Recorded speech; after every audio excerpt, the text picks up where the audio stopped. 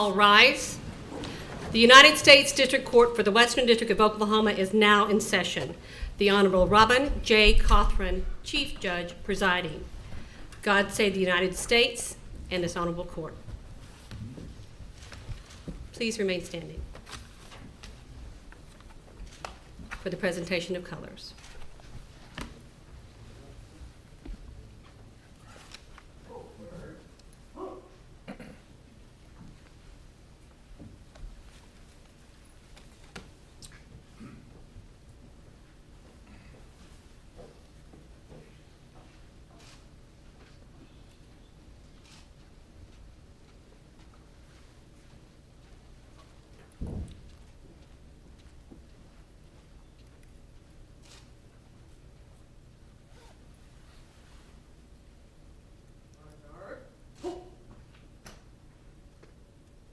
Reverse colors, move.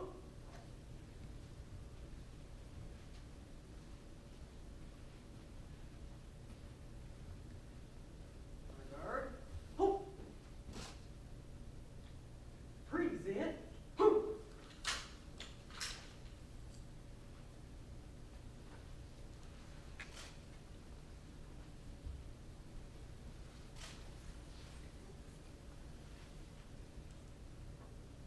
Order, hope.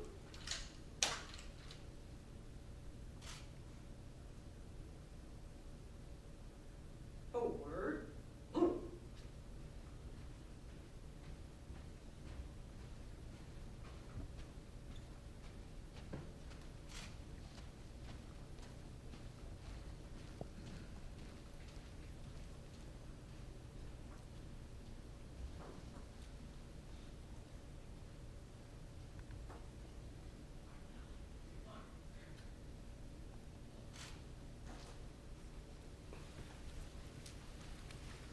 Please be seated.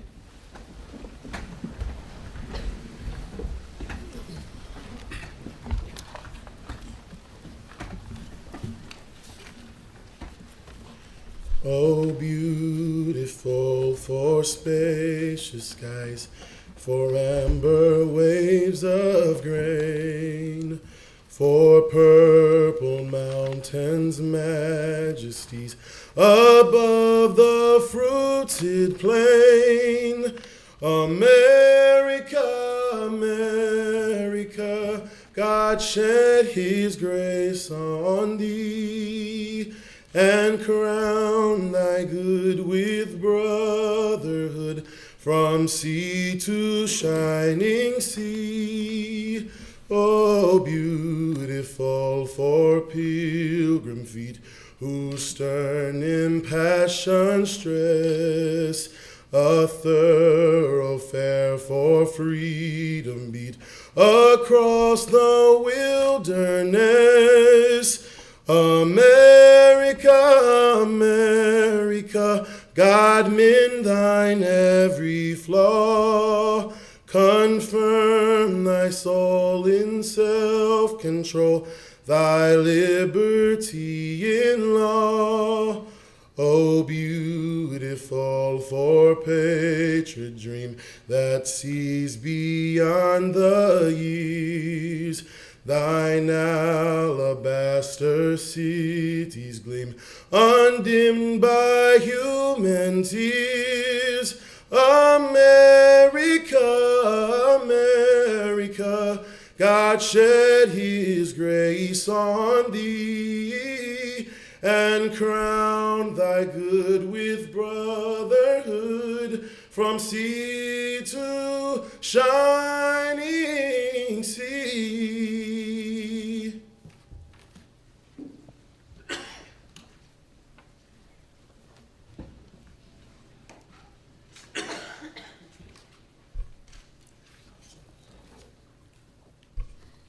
Let us stand to pray.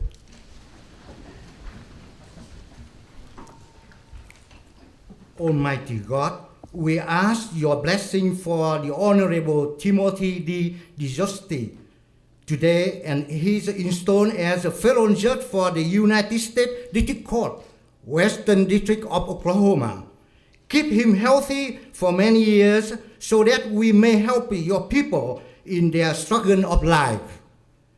Assist him and guide him in making correct decisions that uphold the laws that govern us in the area of the federal law entrusted to his care.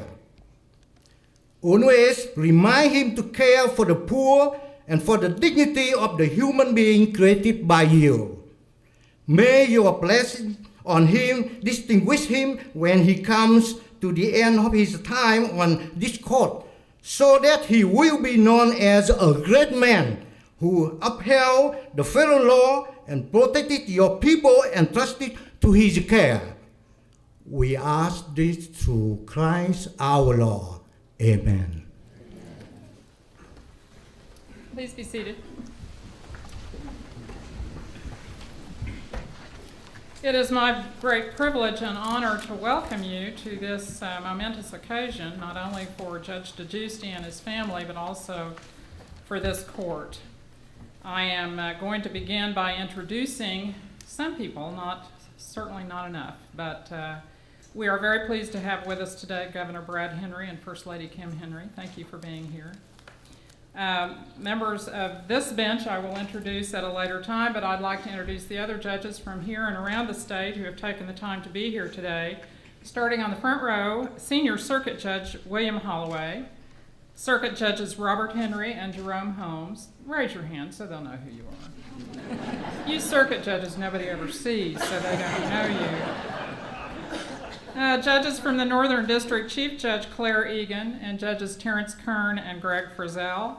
From the Eastern District, Chief Judge Jim Payne and Judge Ron White, back on the back row. Magistrate judges from this district, Judge Doyle Argo, Boehner Roberts, Gary Purcell, Bob Bacharach. From the Eastern District, Kim West. From the Northern District, Sam Joyner. And on the front row, again closest to me, Magistrate Judge Sean Irwin and Ron Howland, bankruptcy judges Mike Weaver and Dick Bohannon. Thank you all for being here. We have a special guest today. I'm pleased to recognize the widow of our longtime colleague Fred Doherty. Betsy Doherty is here with us today. Betsy, where did you end up? Over here. Thank you for being here. And I know there are judges from the state court, excellent lawyers, many important people, and I wouldn't begin to start naming you because I'd get in trouble for those I'd leave out. But thank you all very much for being here.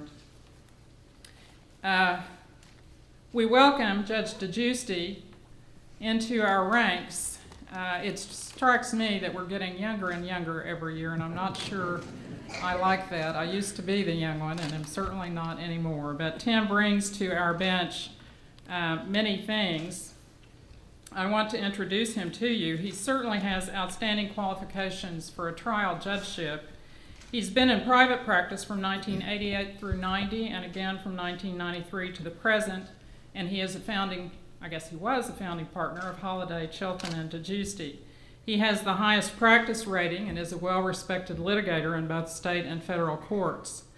His practice was interrupted by his service as trial counsel for the U.S. Army JAG from 1990 to 1993, where he prosecuted 57 courts-martial, among many other duties. He continued his military service through 2003 in the U.S. Army Reserve, retiring after 22 years' service and having won many distinguished awards and decorations. He's been an active participant in the Bohannon Inn of Court here in Oklahoma City. He's been a commissioner on the Uniform State Laws Commission and an adjunct professor of law at the University of Oklahoma. Certainly, Tim has demonstrated his commitment to public service, excellence in legal practice, and dedication to his family. His family may be the best quality he brings to the bench, and I'd like to introduce Tim's wife, Elaine DeGiusti, and his children, Tony, Joey, come on, stand up. Tony, Joey, Jack, and Ellen.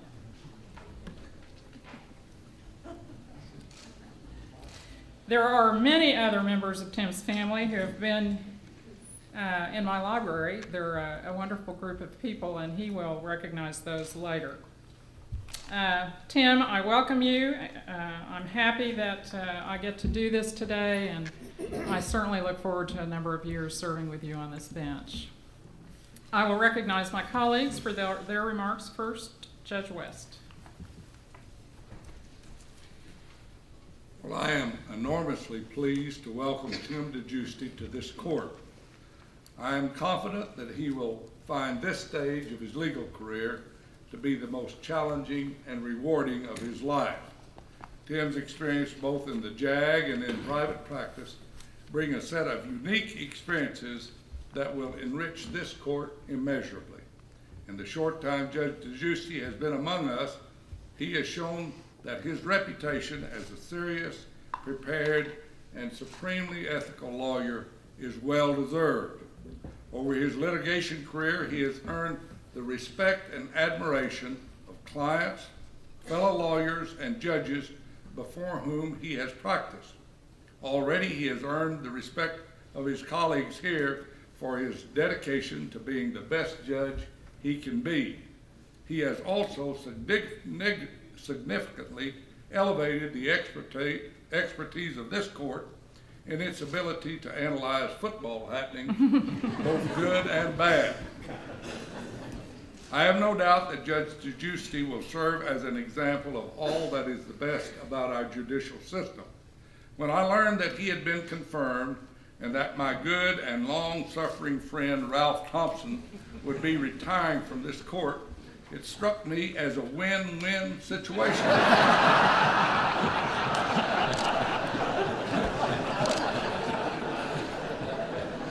And my comment to that effect has been widely quoted by Judge Frye. Now that I think about it, with my brother Tim Leonard joining me in this Jurassic Park of senior judges, it might more properly be characterized as a win-win-win situation. But I'm joking, of course. Despite the grief we give Ralph Thompson, grief that, as far as I can tell, continues unabated despite his recent departure, our affection and admiration for him is overwhelming. Still, it does seem to me that Judge DeGiusti is the answer to the prayer of a trial lawyer I recently overheard. He said, "Dear Lord, give me a judge who is patient, thoughtful, and hardworking, a judge who treats lawyers, even quaking and slightly stammering lawyers, with respect, a judge who has spent some time as a trial lawyer himself and knows firsthand how demanding it is to try a case, a judge who takes the time to read and understand the record and the briefs, a judge who listens carefully, fairly engages counsel in oral argument, and decides promptly, a judge who appreciates the singular strengths of the jury, but also its peculiar weaknesses. I am quickly convinced that Judge Tim DeGiusti will be just such a judge. Tim, I wish you years of success and supreme satisfaction in your new undertaking. Before I call on Judge Russell, I just can't stand to watch you all standing up. There are seats over here on the third and fourth rows. Perhaps someone would scoot in so you wouldn't have to walk in front of everyone.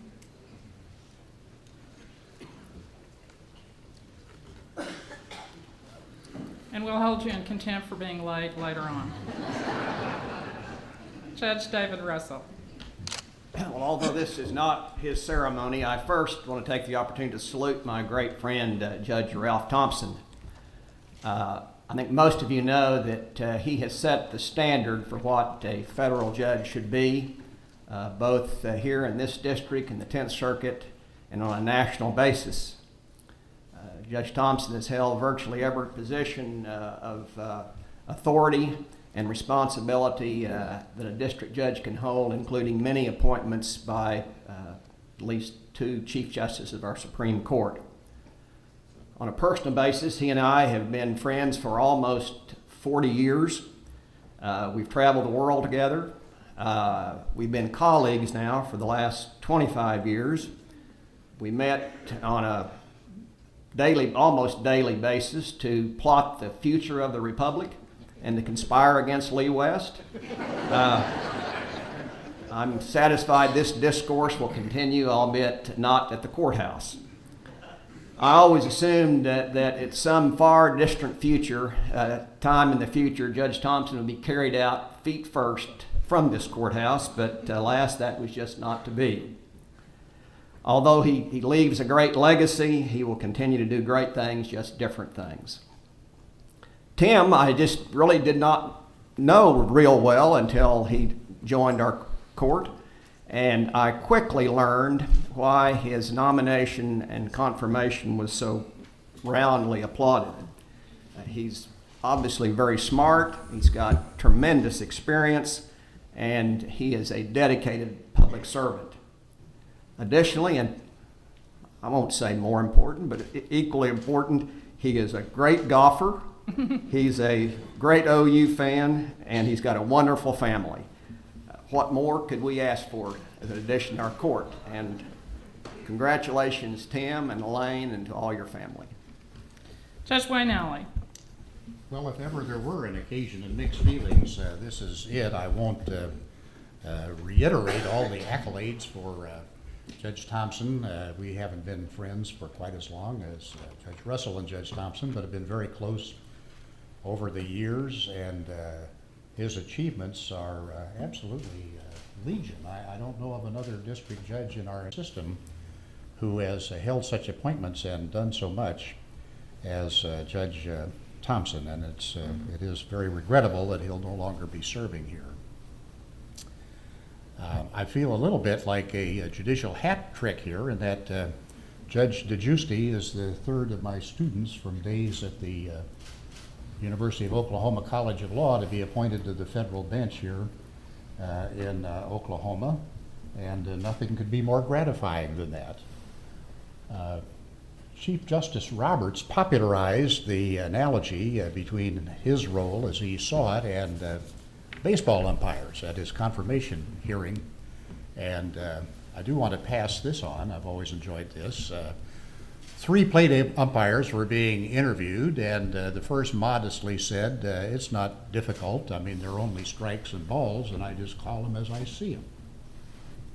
And the second was shaking his head negatively.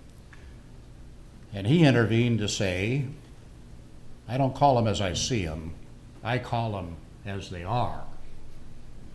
And the third, the existentialist, said, they ain't nothing till I call them. And I think there is an analogy between that and the work of the trial judge. Temporarily, I only want to point out our colleagues on the Court of Appeals over here. They do the post-play analysis.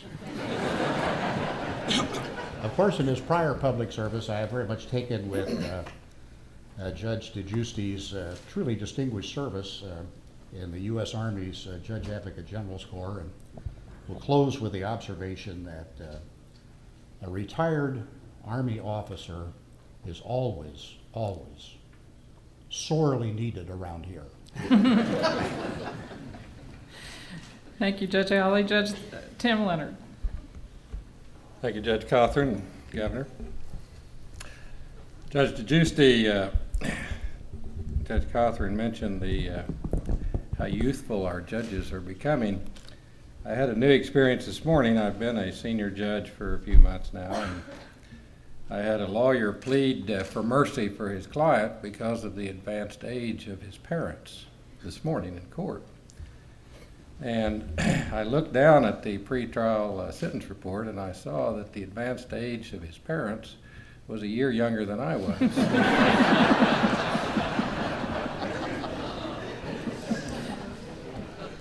So it happens quickly. I've known Tim and his family, of course, for a number of years. This is a new experience, and I will briefly mention, as others have, the first time that I've been in one of these gatherings with all of us on the bench, Judge Thompson, that you were not present on this side of the bench, and we will miss you, and we do miss you. But what a wonderful new judge to have on this bench for both lawyers and litigants in our system of justice. Those of you, as I say, I've known Tim both personally and professionally for a good number of years. I know him to be always prepared, fair, ethical in everything he's done. One of the things that I know as both a practicing lawyer and that all lawyers worry about the most is a judge's temperament.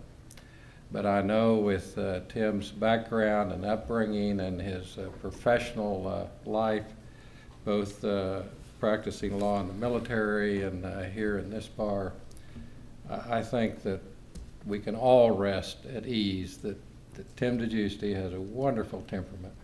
He's always prepared, and his ethics and judicial sense will serve this court and these litigants and lawyers of this bar well. Your life is about to change a lot, Tim, but I will tell you that one thing that won't change, the lawyers will now call you Judge, or most of them will call you Judge instead of Tim. Some of your close friends will still call you Tim. What you'll also find is most of them won't know what to call you, and they'll never call you anything. But the one thing that won't change in your life is that most of the people that know you the best, you won't be Judge or Tim. You'll just still be primarily known as Tony and Joey and Ellen and Jack's dad. We welcome you to the bench, and I think you'll do a wonderful job, and we're looking forward to the many contributions you'll make to our system of justice. Judge Vicki Miles LaGrange. Thank you to Chief Judge Cothran, members of the bench, Governor Henry. I too add my warmest congratulations and welcome to you, Judge DeGiusti, and I have to say that slowly because I can't say it otherwise. I've known Tim probably longer professionally than I have known him personally, and so I know a lot of people that know him personally since he was a younger lad.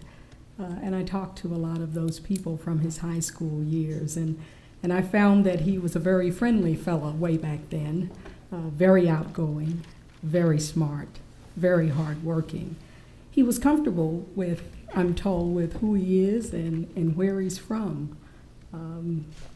He was able to fit into any culture and any environment. They said he was very, very funny, a comedian of sorts. He was a team player, and he always wanted what was good for his team as he played guard for his Douglas High School alma mater until his graduation in 1981. And I understand that his son is a real star basketball player at my alma mater, Bishop McGinnis. Football, the kids, football. Oh, football, she says, the chief, football. Judge DeGiusti, you have all of the qualities of being an excellent member of this bench, and I'm proud to be a member with you. You certainly hit the ground running. He had a docket his first day here on board. You're an excellent trial lawyer. Moral courage is something you're known for. Your reputation for fairness, your decisiveness. You're a man of high ethics, open-minded, dignified, and you're honest with lots of integrity. And even though we will sorely miss, I particularly will miss my colleague, who is really, as it's been said, a judge's judge, the judge's judge, the Honorable Ralph Thompson, whose enormous shoes you'll be replacing. I am absolutely delighted and honored that you join us as a member of probably one of the most collegial courts in America. You enhance us. Congratulations, Elaine, Tim, all of your family, and I look forward to serving with you for many, many years to come. Judge Steve Fried is unable to be with us today. He is fetching some judges from Russia to bring them here in a couple of weeks for a week's visit, and he sends his regrets. And finally, Judge Joe Heaton. Thank you, Chief. Tim, I certainly join my colleagues in congratulating you and your family on this signal day in your professional life. I agree with everything they've said about you and most of what they said about Thompson. So it is really a pleasure for me to participate in this. It's particularly pleasant for me because this gives me the opportunity to formally transfer to you the special burdens of being the junior most member of this court from a seniority standpoint. That really involves two things. One is that when we have these joint meetings of the court, you'll be the first through the door. So if the crowd is particularly surly and throwing stuff, your job is to distract them until we all get in there. Then you're going to find that since we also follow seniority on getting to speak like we're doing up here, you'll be the last to speak.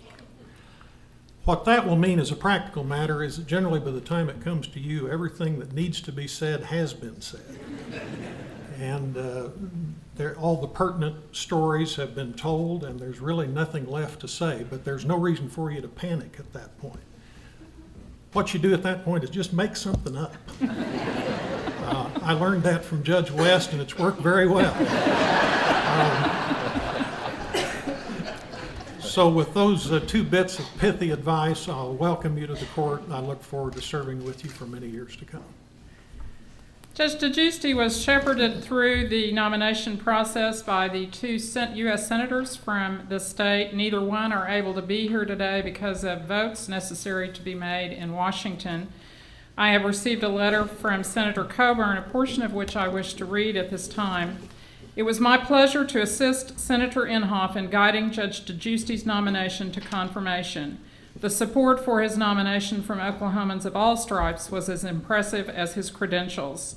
It is heartening to see citizens of the caliber and character of Judge DeGiusti willing to serve their country in such an important role. I've given the judge a copy of the letter, and Senator Inhofe will appear through the magic of modern technology, we hope.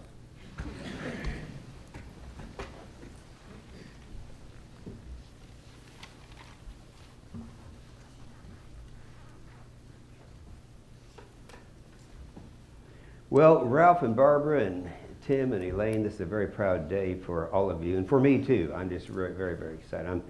I really regret that I can't be there with you. You know I wanted to, but it's just not possible. But anyway, the important thing is this day has come. And you know, Ralph, it's hard for me to believe that it's been 40 years ago this year that you and I first got to know each other. And I can remember when Tim and Elaine got married and how proud you were. And I've looked at his background and I thought, here's a great guy for the bench. And I really believe that, you know, we have a president. I really like George Bush, and he's had some successes and some failures. He's got some problems, but I honestly believe that 20 years from now and 25 and 30 years from now, when we look back, his greatest accomplishments will have been the bright young people that he has appointed, nominated and appointed to the federal bench. And certainly Tim fits right in that mold. Tim, I'm very proud of you. We're looking, but Kay and I and our 20 kids and grandkids are expecting a lot from you, and we know it'll be a reality. Congratulations. We are going to hear from some special speakers, and I will recognize first Governor Brad Henry.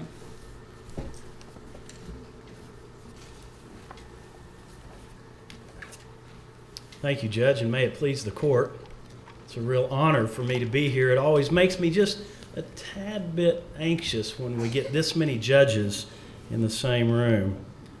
Well, it is a tremendous honor, my dear friend Tim, to be here to see that this is actually taking place. And in fact, as well as Kim and I know Tim, Kim specifically asked to accompany me today because she wanted to see if this was really happening also. And as I look out throughout the crowd and see your many friends and supporters, I see a lot of our classmates from law school, Tim, who undoubtedly are here to make sure this is really happening also. I don't know what that says about you, but I want to take just, as I think the other speakers have done, just a matter of quick personal privilege and pay tribute to two great jurists.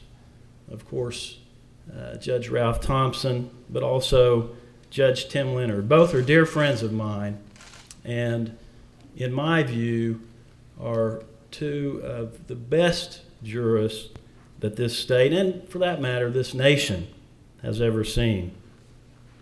They both, in different ways, have laid the groundwork for my friend Tim. And I think that the only regret that I have about Tim DeGiusti's nomination and confirmation is that it necessitates the early departure of my friend Ralph Thompson. You will certainly be missed on the bench, but I have some other plans for you at the state level.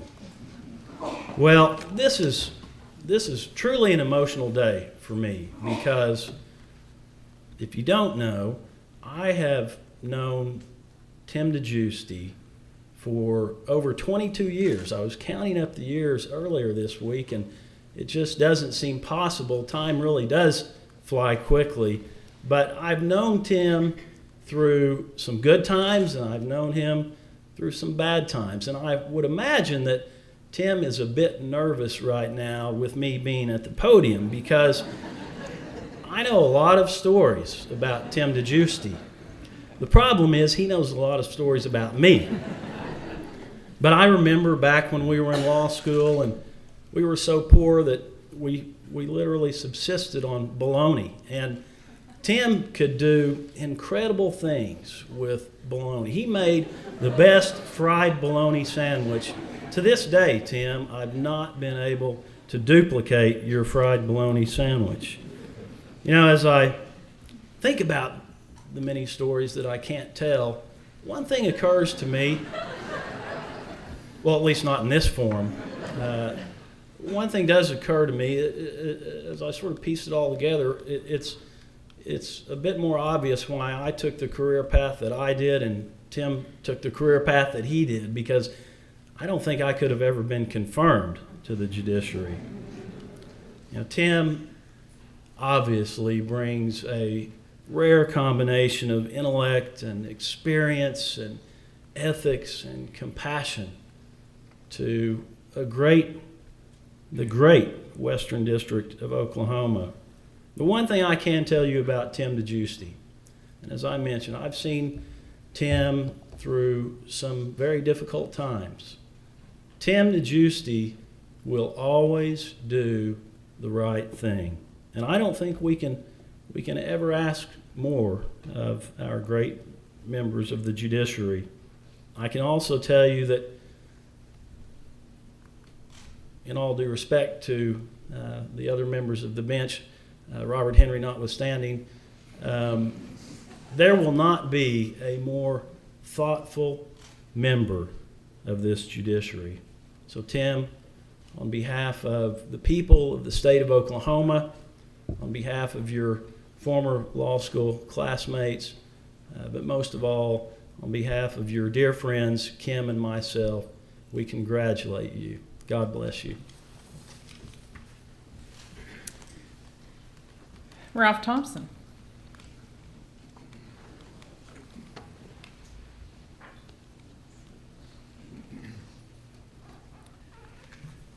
Well, I appreciate so much the nice things that have been said about me. This is a DeGiusti moment, but with regard to the comments of my colleagues here, I have spent almost 32 years trying to improve and upgrade the personal and professional lives of Judges West and Russell. It has been a daunting task, and I don't think I've made the slightest headway. And to have them say such lovely things about me and to me is really quite wonderful for me to hear. And I thank them for it, as I thank all of my colleagues for not only your comments, but your friendship and collegiality and the privilege of serving on what I really believe is the finest federal district court in the country. And to my other colleagues from other places, I'm so pleased to be in your company as always. It's an honor to serve with you. Now, Tim, you've heard a lot of wonderful tributes. And one of the things I've always admired about Tim is his modesty. And our eyes are on you because we want you to leave this courtroom as a fellow of the same degree of modesty that you came in with. We'll be watching. But you deserve every accolade that's been said and many more.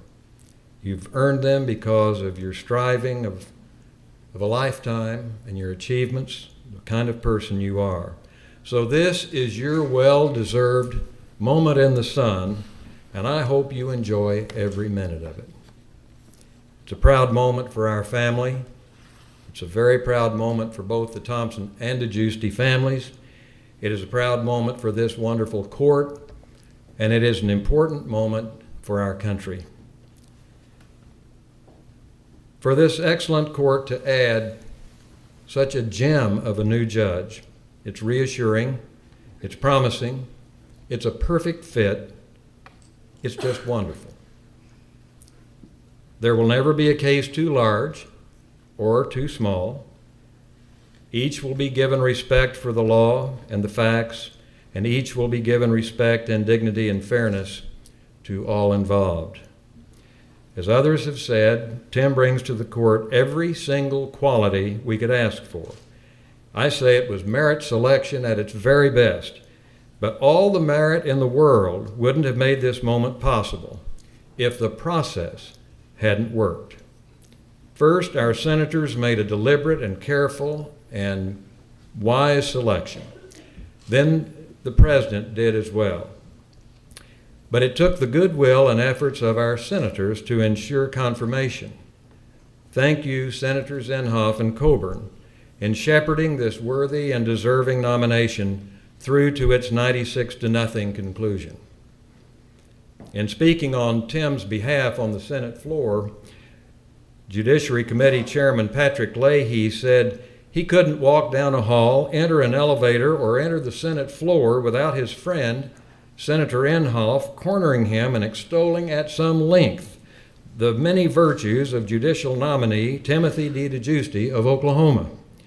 Senator Leahy agreed, and so did everyone else in the United States Senate. Thank you, Governor Brad Henry, my admired friend, for lending your prestige and personal distinction and high regard in assuring the senators of Tim's solid bipartisan support, and thanks to others as well. Tim, in such a sometimes partisan and fractious realm, you're becoming a unanimously supported consensus nominee and being unanimously confirmed, far ahead of others, is a huge compliment to you. Where do these qualities come from? Well, it's an endearing story in itself. On his father's side, an only in America story in the grand tradition of good people coming to America for opportunity, and by their hard work and honorable dealings and values and skills achieving success.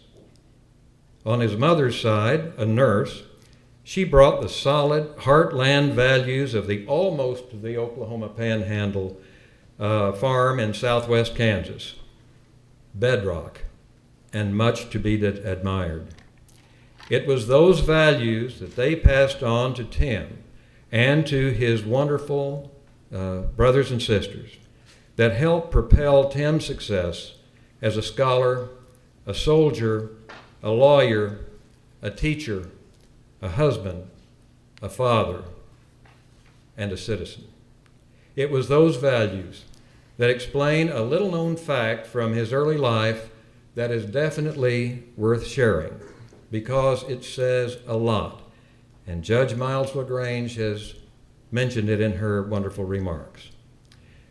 During integration of the Oklahoma City Public Schools, as a white high school student, Tim was transferred to the predominantly black Douglas High School. Forced integration was difficult for many students of both races at that time, but for Tim, he became a 4-year sports letterman and was so well respected by his African American classmates that they elected him their leader, president of his sophomore class, vice president of the student council his junior year, and president of the Douglas Student Council his senior year. It's remarkable when you think about it. That's a lot of goodwill. That's a lot of mutual respect in very unique circumstances. Those same qualities have continued to guide his personal and professional lives, and to me speak volumes and add even more luster to the many qualities that he brings to his new judicial career. And if only the University of Oklahoma could speak, she would surely say how proud she is of her loyal son, an honors graduate in religion and ethics and in law. What better example could she possibly have of fulfilling her grand purpose? Tim, you sure know how to pick a wife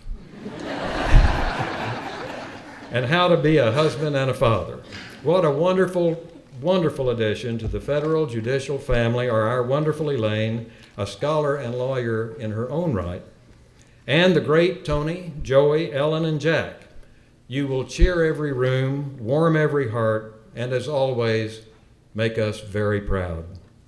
Incidentally, almost exactly 32 years ago today, Elaine was almost exactly their little Ellen's age when, sitting at that very table in this very courtroom, she saw her daddy take his oath of office. It seems like only yesterday. And one last thing. It seems prophetic. It is so true. DeGiusti means man of justice. I don't know how it could be put any better. Congratulations, Tim, and every good wish.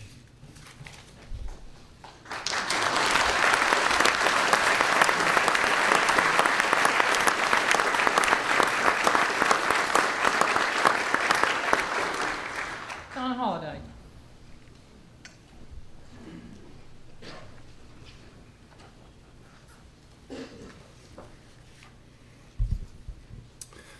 May it please the court, Governor Henry, First Lady Henry, special guest, and Judge DeGiusti.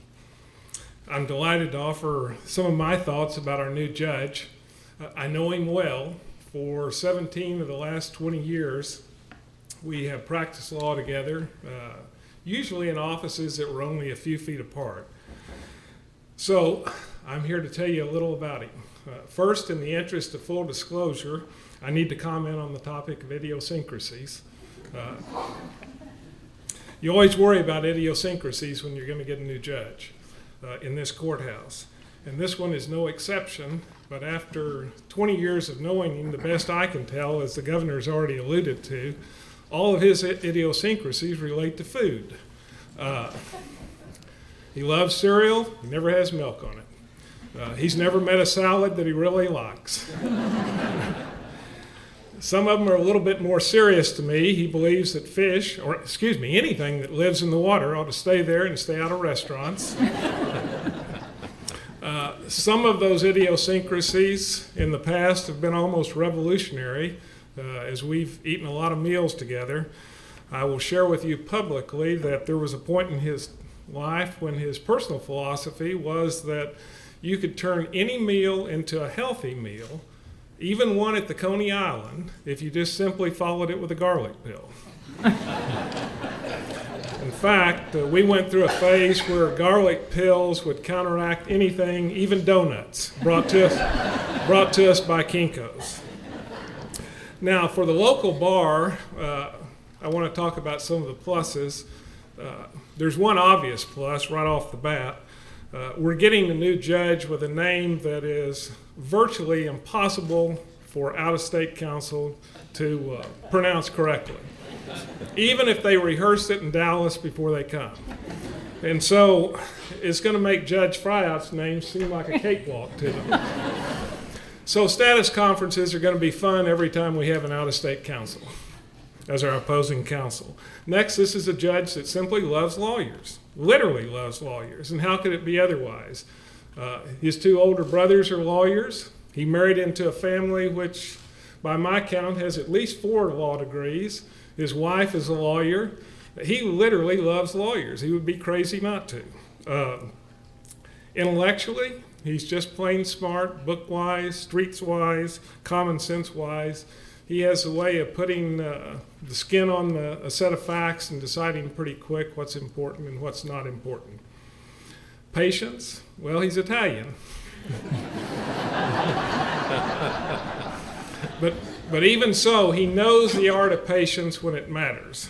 It should come as no surprise that when one law partner is 20 years older than another law partner, that the older one is going to sometime take the privilege of testing the patience of the younger one, if nothing else, just to keep in rhythm. And I have seen my former law partner exhibit patience of almost biblical proportion. Now, in my mind, I think the two most important traits for anyone who comes to this bench that seem most important to me in the adversary system, not only when it comes to judging, but the public's perception of judging, are these. First, he will be prepared.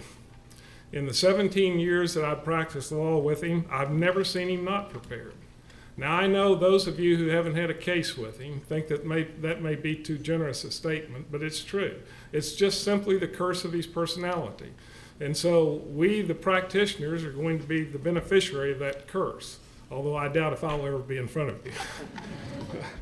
And finally, at the end of the day, we all want, whether we're a lawyer or just a member of the public, we want a judge who is fair. And that word carries it covers an awful lot of territory. A judge that's fair is an impartial judge, an open-minded judge, one that keeps an open mind, is objective, but in my mind it even means understanding and practicing the art of tolerance, regardless of the clutter of loud negative voices or the perceived public opinion. And that's what we're getting with Judge DeGiusti. And this isn't a virtue that magically appears when someone puts on a black robe. It has to be in someone's belief system, their personal belief system, and that they practice on a daily basis. It was there when I met Judge DeGiusti. It was there the whole time we practiced together. And that's one of the main reasons that Gary Chilton and I were pretty somber when we took his name down from the wall. We're going to miss you a lot at the law firm. We're going to miss you not only for the reasons I've mentioned here today, but we're going to miss your sense of humor, your April 1st pranks, always. We're going to miss our ritual of daily lunches. Gary and I always got the salad, by the way. And if we ever return to hiring that occasional temporary receptionist for a fill-in, we're even going to miss that receptionist not getting your name right, even when we practice and practice. It's always going to be either Holiday Chilton and DeGiusti, good morning, or Holiday Chilton and DeGiusti, good morning. It was great practicing with you. It was even better to have you as a partner. It was even better to have you as an extraordinary special friend.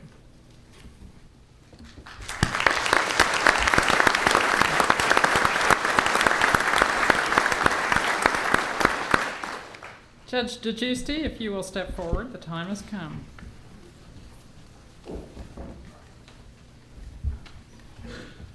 Raise your right hand. I, Timothy D. DeGiusti, do solemnly swear that I will administer justice without respect to persons and do equal right to the poor and to the rich, and that I will faithfully and impartially discharge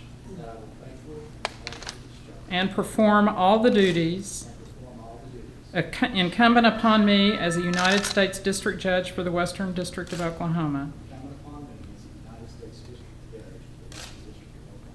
under the Constitution and laws of the United States, and that I will support and defend the Constitution of the United States against all enemies, foreign and domestic, that I will bear true faith and allegiance to the same,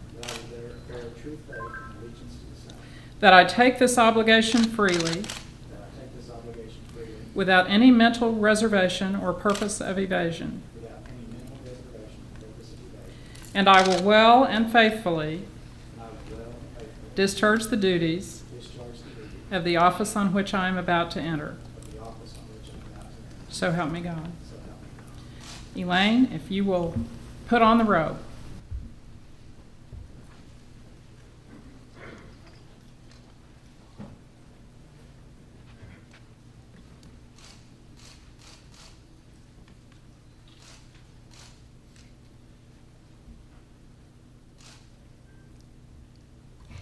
Let's give our new judge a hand.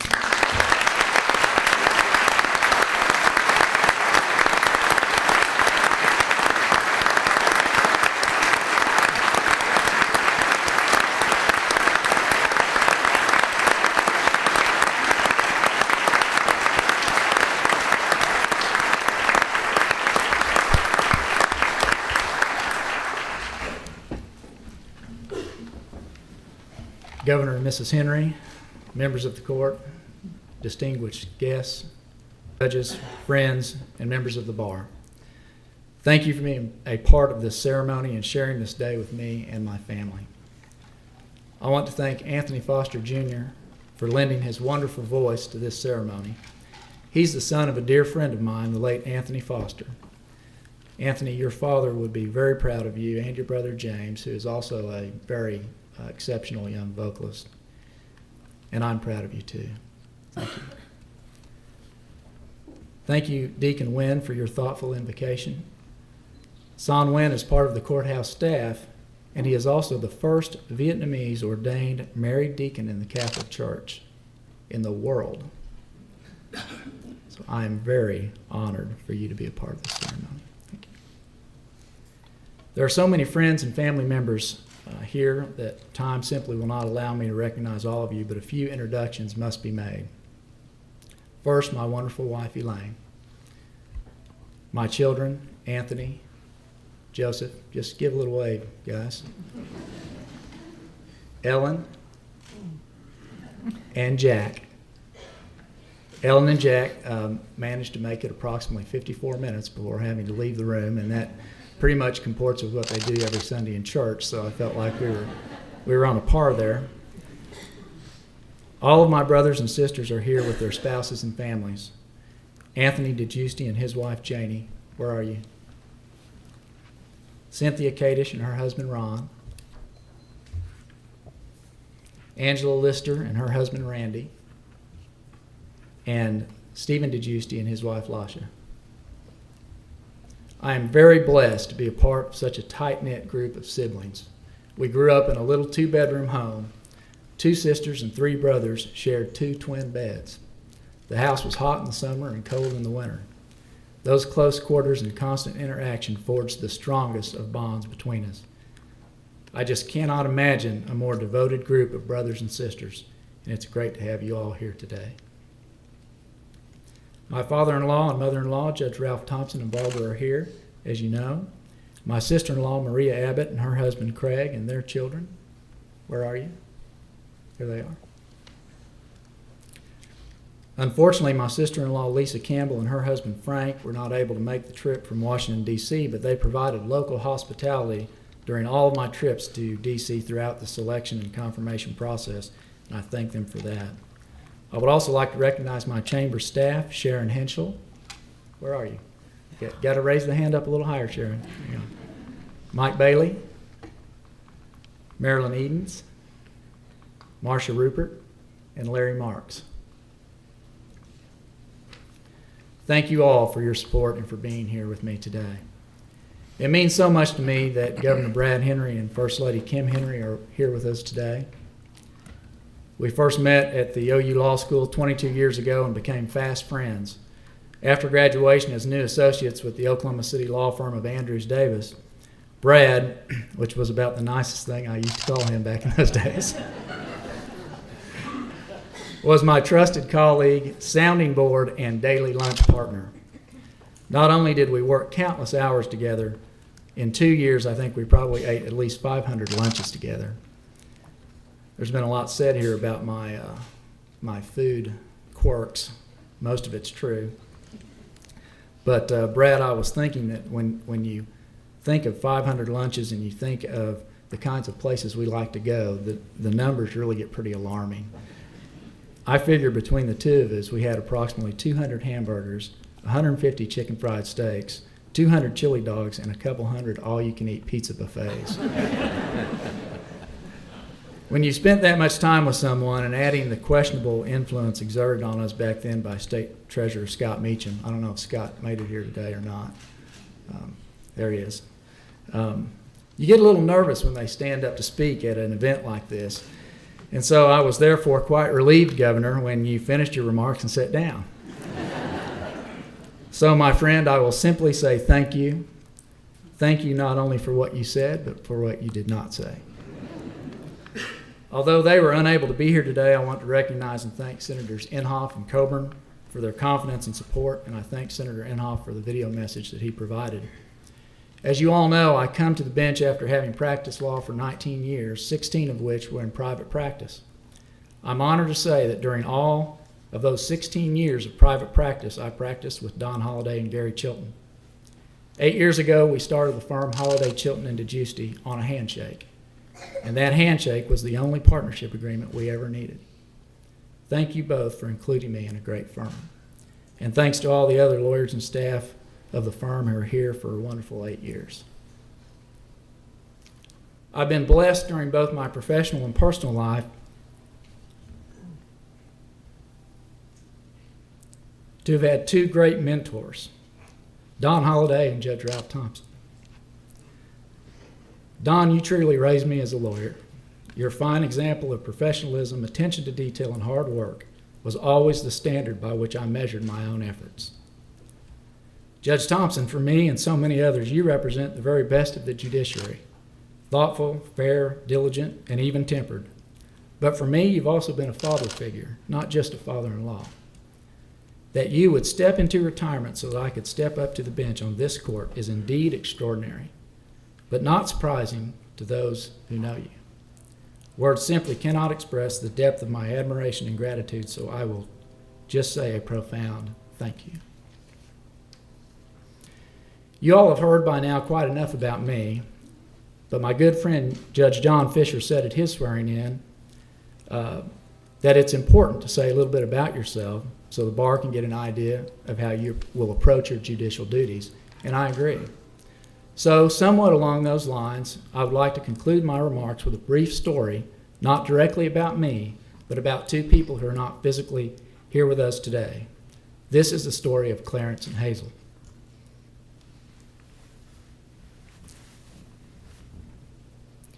Clarence was born in 1921, the fourth child of Angelo and Angela, immigrants from a small village in northern Italy. As with many immigrant families, they were poor, barely managing to make ends meet. Nevertheless, in the height of the Great Depression, they took in a homeless child and became a family of 5 children, children for whom English was a second language.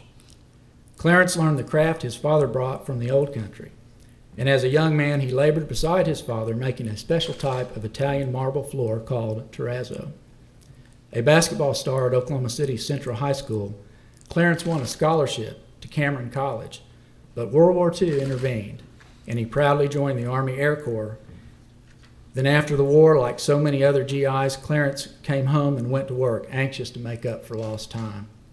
He ultimately started his own terrazzo business, and among many other significant and lasting projects, his company worked on the beautiful terrazzo floors in this very courthouse.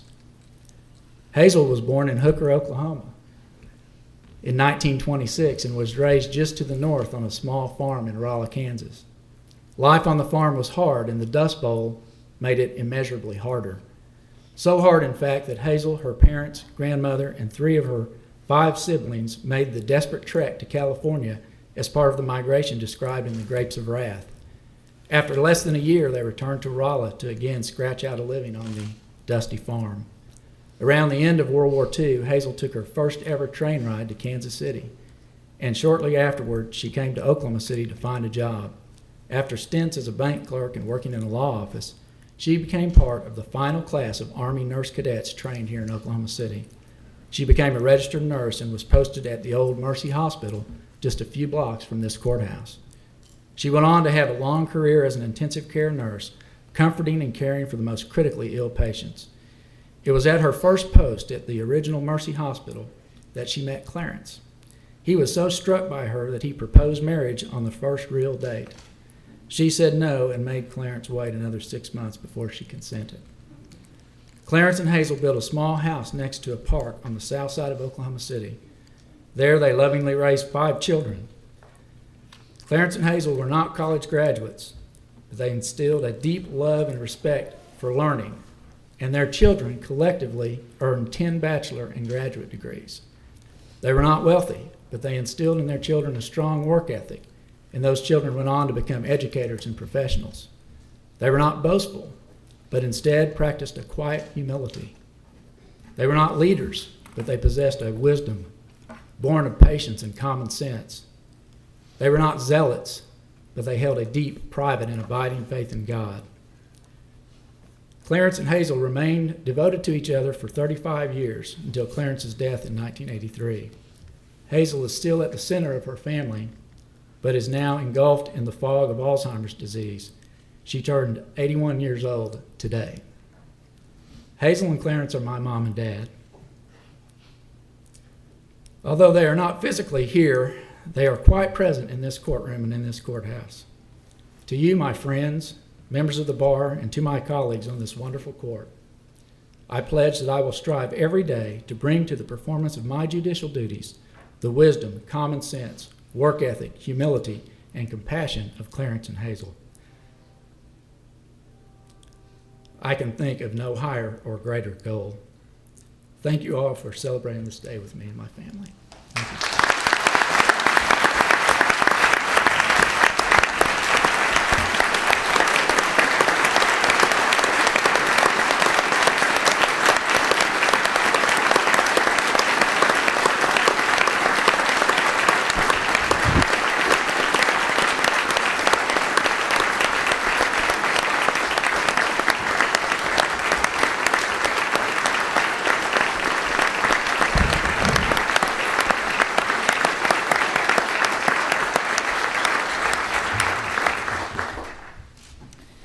Well, you can see why we are so pleased and happy to have Judge DeGiusti with us. He takes his rightful place behind the lamp on the far end of the bench, where he will remain until some of the others of us take senior status. Thank you all very much for being here. Please join us in a reception in the jury assembly room. It is the west end of the first floor.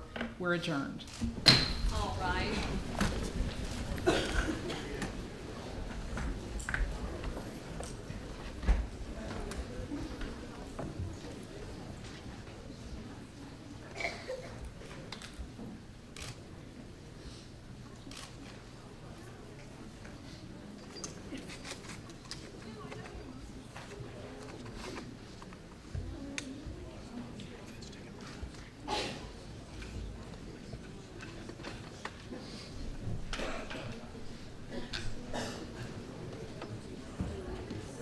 Ah.